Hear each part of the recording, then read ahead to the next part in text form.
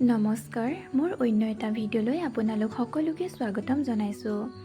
আজি মই লৈ আহিছোঁ ভাপত সিজোৱা পিঠাগুড়িৰ মিঠা ইডলিৰ এটা ৰেচিপি। বলক এতিয়া দেৰি নকৰি ভিডিঅ'টোৰ মাজলৈ। প্ৰথমতে মই পিঠাগুড়িখিনি ভালদৰে চালি ল'লোঁ আৰু লগত যিহেতু নাৰিকল দিম সেয়েহে মই নাৰিকলখিনিও ৰুকি ল'লোঁ।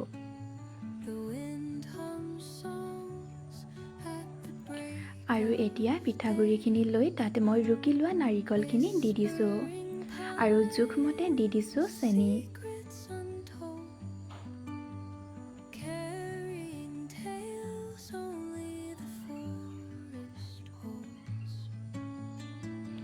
এতিয়া গোটেইখিনি মিক্স কৰি ল'লোঁ।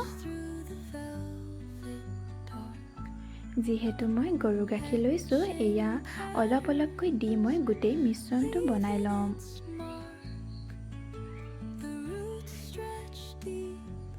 এনেকৈ অলপ অলপকৈ দি লৈ মই গোটেই মিশ্ৰণটো বনাই ল'লোঁ।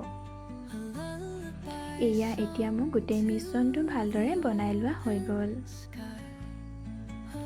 এতিয়া মই ষ্টেণ্ডটোত ব্ৰাছ এডালেৰে দি ৰিফাইন লগাই ল'লোঁ আৰু এতিয়া অলপ অলপকৈ প্ৰতিটোতে মই বনাই লোৱা মিশ্ৰণটো দি দিছোঁ। এয়া দেখিছেনে, মই প্ৰতিটোতে এনেকৈ অলপ অলপকৈ ভালদৰে দি দিছোঁ।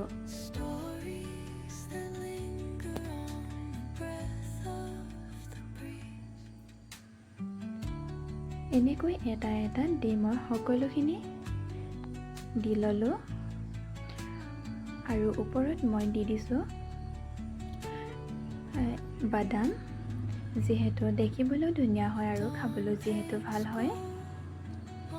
এনেকৈ মই গোটেইখিনিতে দি ল'লোঁ।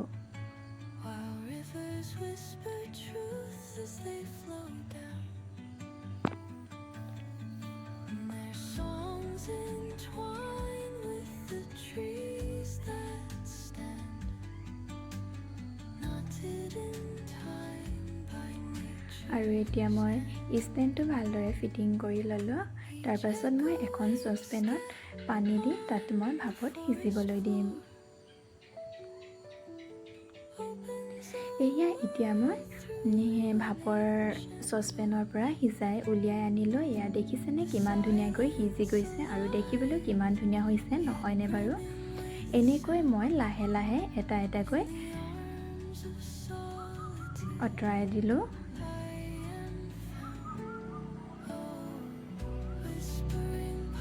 দেখিছেনে কিমান ধুনীয়াকৈ এৰি আহিছে আৰু এয়া এতিয়া সকলোখিনি উলিয়াই হৈ গ'ল। দেখিছেনে কিমান ধুনীয়া দেখিছে আৰু খাবলৈও ছফ্ট হৈছে, যিহেতু গৰু গাখীৰ নাৰিকল লগত দিয়া হৈছে। আৰু ভিডিঅ'টো চাই যদি ভাল পায় লাইক, কমেণ্ট আৰু চেনেলটো ছাবস্ক্ৰাইব কৰিব।